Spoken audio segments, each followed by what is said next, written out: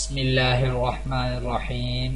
السلام علیکم ناظرین، کیسے ہیں آپ سب لوگ؟ امید کرتا ہوں سب ٹھیک ہوں گے، خوش ہوں گے اور خیر و عافیت سے ہوں گے اور ہنسی خوشی اپنی زندگی گزار رہے ہوں گے۔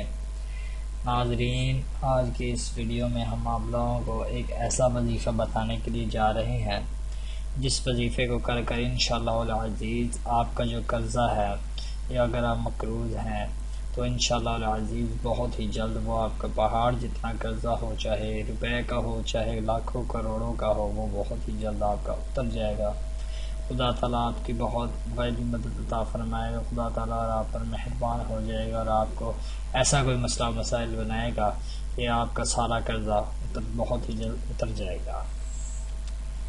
تو ناظرین، یہ بہت ہی اچھا اور فائدہ مند وظیفہ ہے۔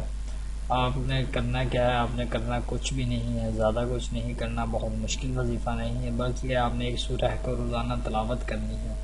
اس سورہ کو آپ روزانہ تلاوت فرمائیں، خدا تعالیٰ سے دعا کریں، انشاءاللہ العزیز پھر دیکھیے گا ذرا آپ کا جو قرضہ ہے کتنے دنوں میں ختم ہوتا ہے اور خدا آپ کتنے دنوں میں اچھے حالات میں واپس آ جاتے ہیں۔ تو ناظرین، خدا تعالیٰ پر یقین رکھا کریں۔ اب ہم آپ لوگوں کو اس سورہ کے بتا دیتے ہیں وہ کہاں ہے اور کون سے سپارہ میں ہے اور کون سا آپ نے کب پڑھنی ہے۔